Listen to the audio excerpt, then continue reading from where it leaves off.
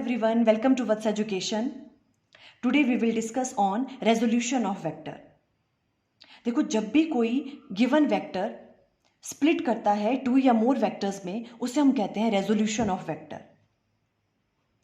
और जो भी वेक्टर स्प्लिट होकर आपके पास बनेंगे उन्हें हम कहते हैं कंपोनेंट वेक्टर्स. देखो क्या होता है resolution of vector. It is the process of splitting a single vector into two or more vectors in different directions which together produce the same effect as it produced by the single vector alone. जैसे अब देखो इस तरह से आप understand करो. जैसे मान लो आपके पास क्या है, एक ये वाला एक वेक्टर है OP वेक्टर, इसे हम A वेक्टर का नाम दे देंगे. और ये आपके पास एक PQ है, ये कौन सा है, B वेक्टर के बराबर है. ठीक है, तो देखो OQ वेक्टर किसके बराबर होगा. मान लो ये R वेक्टर है, देखो एक ट्राइंगल है, ये OP वेक्टर है, PQ वेक्टर है सेम डायरेक्शन में, और ये कौन सा है, इसका रिजल्टेंट. ठीक है, तो R वेक्टर किसके बराबर हो गया इस केस में, A vector plus B vector. तो मीन्स R वेक्टर को हमने कितने में स्प्लिट कर दिया, टू वेक्टर्स में. इसे हम कहते हैं रेजोल्यूशन ऑफ वेक्टर. तो R वेक्टर किसके बराबर आ गया, A vector plus B vector. ठीक है, अब इस वाले केस में A और B वेक्टर को हम क्या कहेंगे, कंपोनेंट वेक्टर्स. क्लियर है, A और B को हम क्या कहेंगे यहाँ पे, कंपोनेंट वेक्टर्स. देखो then A and B are the component vector of R के कंपोनेंट वेक्टर्स होंगे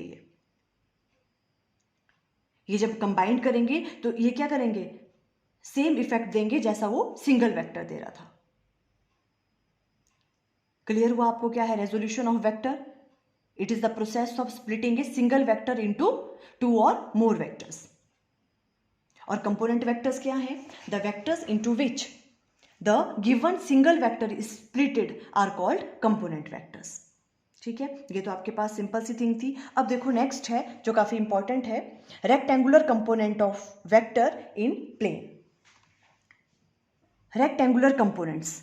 देखो जब भी कोई वेक्टर आपके पास जो है रिजॉल्व होगा दो कंपोनेंट में, ठीक है, तो जो उसके कंपोनेंट्स होंगे उनके बीच का एंगल अगर 90 डिग्री है तो उन कंपोनेंट्स को हम बोलते हैं रेक्टेंगुलर कंपोनेंट्स. अगर जो भी आपके पास स्प्लिट होके वेक्टर्स बन रहे हैं उनके बीच में एंगल कितना होगा, 90 डिग्री, तो उसे हम कहते हैं रेक्टेंगुलर कंपोनेंट्स. देखो when a vector in a plane is splitted into two component vectors at right angle to each other, the component vectors are called rectangular component of that vector. ठीक है, अब इस वाले केस में देखो अब 90 degree होना चाहिए, उन दो जो कंपोनेंट वेक्टर हैं उनके बीच का एंगल कितना होना चाहिए, 90 डिग्री. तो हम देखो इस तरह से ले लेते हैं, ये आपके पास x एक्सिस हो गई, ये आपके पास y एक्सिस.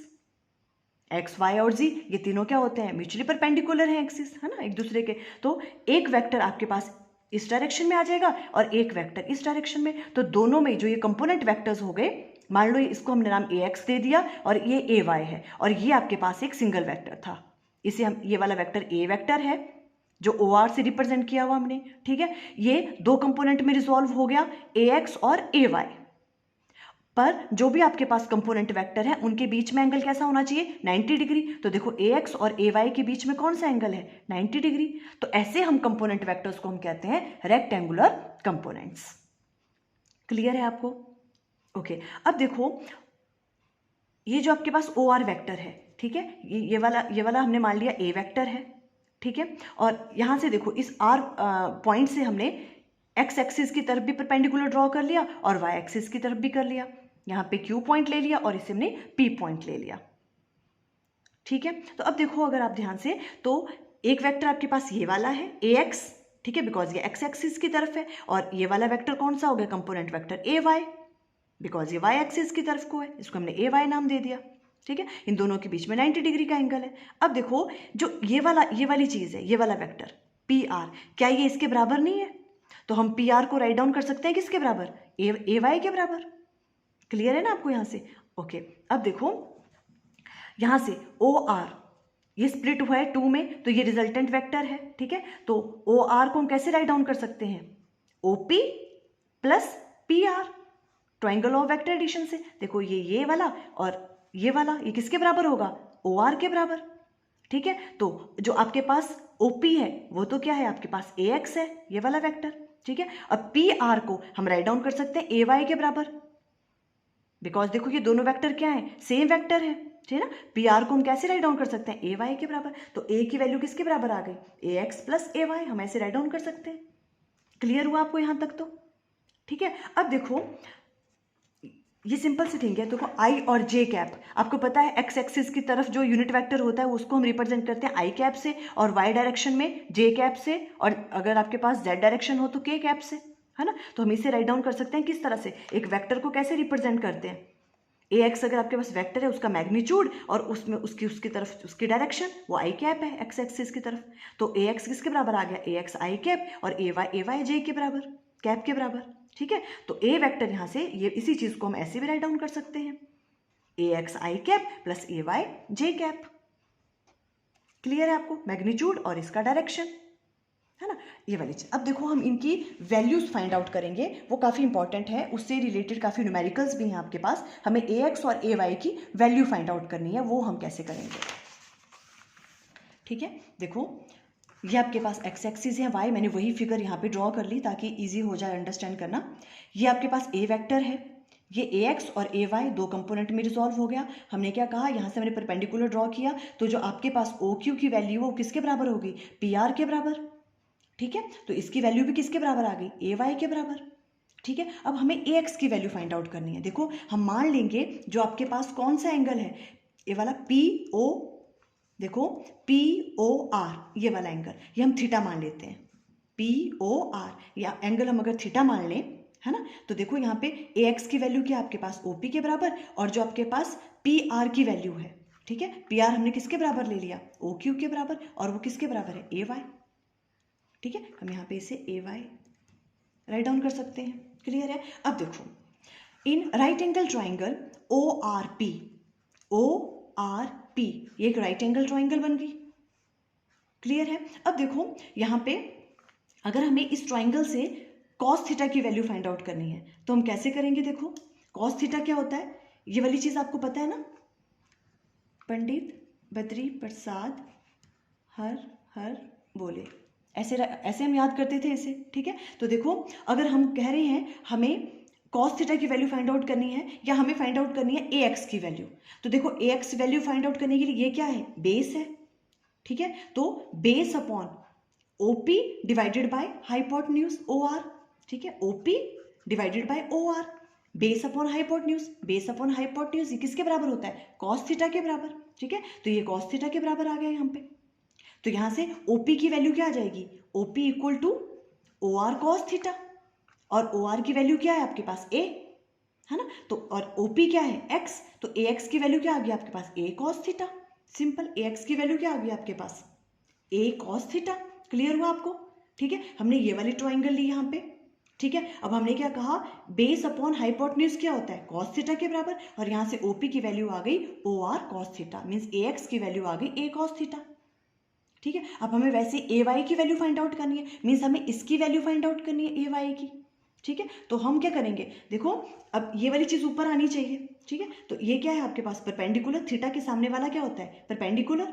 तो इस वाले केस में क्या हो गया आपके पास, P R divided by O R, P R divided by O R, perpendicular upon hypotenuse, perpendicular upon hypotenuse क्या होता है, साइन थीटा। तो P R divided by O R किसके बराबर आ गया आपके पास, साइन थीटा। वैसे ये चीज तो आई थिंक आपको आती होगी, है ना। पी आर की वैल्यू क्या है, देखो अब यहां से पी आर की वैल्यू क्या आ जाएगी आपके पास, ओ आर साइन थीटा, और पी आर क्या है आपके पास, ए वाई के बराबर। तो ए वाई की वैल्यू आ गई, ओ आर आपके पास ए है, ए साइन थीटा। तो यहां से आपके पास ए एक्स की वैल्यू आ गई ए कॉस थीटा, और ए वाई की वैल्यू क्या आ गई आपके पास, ए साइन थीटा। देखो ये वाली चीज आपको आगे तक काम आएगी, 12th में भी इससे रिलेटेड बहुत सारे न्यूमेरिकल्स होते हैं, है ना। ये कहीं कहीं आपको यूज करना होता है इसका। अगर कोई भी आपके पास वेक्टर गिवन है वो दो कंपोनेंट में रिजॉल्व हो जाता है अगर, ठीक है, तो आपको हमेशा याद रखना है एक आता है वो, जैसे अगर आपके पास ये आर वेक्टर है, कोई भी वेक्टर है, तो जो एक कंपोनेंट आएगा वो आएगा ए कॉस थीटा, और दूसरा वाला क्या आएगा, ए साइन थीटा, ठीक है। अब इसको इस तरह से याद नहीं रखना है कि एक्स एक्सिस की तरफ है तो ये कॉस थीटा बनेगा, और वाई वाला है तो इसको साइन थीटा। देखो ये डिपेंड किस पे करता है, थीटा एंगल कहाँ बन रहा है। आपको हमेशा याद रखना है, ये बहुत इंपॉर्टेंट है। देखो जिसके साथ थीटा एंगल बन रहा है, ये आपके पास ए वेक्टर है, क्लियर है, दो कंपोनेंट है ए एक्स और ए वाई। जिस वाले कंपोनेंट के साथ थीटा एंगल बनता है वो वाला कंपोनेंट होता है कॉस का। देखो अब ये वाला आपके पास ए वेक्टर था, ये क्या कर रहा है, इस वाले के साथ ए एक्स के साथ बना रहा है थीटा एंगल। किसके साथ बना रहा है, ए एक्स के साथ। तो जो ए एक्स वाला कंपोनेंट होगा ये होगा कॉस वाला कंपोनेंट हमेशा। तो ए एक्स की वैल्यू क्या आ रही है आपके पास, ए कॉस थीटा, और वाई की वैल्यू, ए वाई की वैल्यू आएगी ए साइन थीटा। ये डिपेंड करता है थीटा किसके साथ बन रहा है। अगर यही थीटा इधर बन रहा होता, ये वाला एंगल थीटा होता, ठीक है, तो आपके पास जो ए वाई की वैल्यू है वो आनी थी ए कॉस थीटा और ए एक्स की आनी थी ए साइन थीटा। क्लियर है आपको, ठीक है। हमेशा कैसे याद रखना है, जिस भी कंपोनेंट के साथ थीटा एंगल बन रहा है, जैसे यहाँ पे ए एक्स के साथ थीटा एंगल बन रहा है तो ए एक्स की वैल्यू होगी कॉस में और ए वाई की होगी साइन में। A x equal to A cos theta, A y equal to A sine theta. Clear है, ओके। अब देखो अगर आपको यहाँ पे ए की वैल्यू फाइंड आउट करनी है, ए को आप राइट डाउन कर सकते हो ए x square plus A y square का अंडर रूट। क्या आपको याद रखना है, ए की वैल्यू को हम इस तरह से भी राइट डाउन कर सकते हैं। देखो इस चीज़ को, वैसे ये इजी है, देखो अगर हम इस तरह से देखें, क्या कह रहे हैं हम, अब देखो आपकी यहाँ पे मैंने क्या कहा, जो आपके पास ए की वैल्यू है वो क्या आनी चाहिए, ए x square plus A y square का अंडर रूट।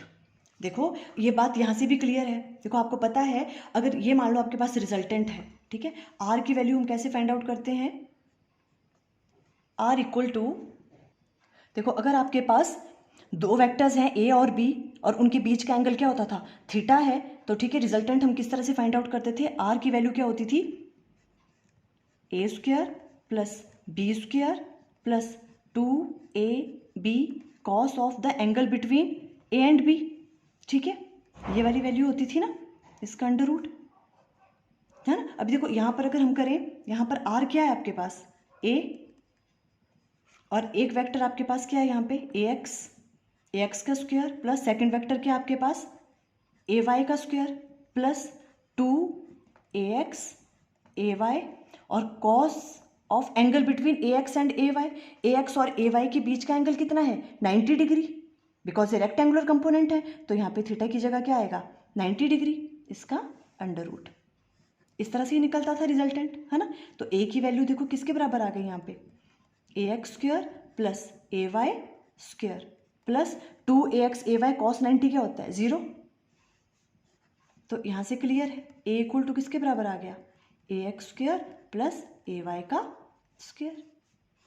बस यही चीज़ तो हमें प्रूव करनी थी, देखो यही तो था वो, है ना। ए को हम राइट डाउन कर सकते हैं A x square plus A y square under root.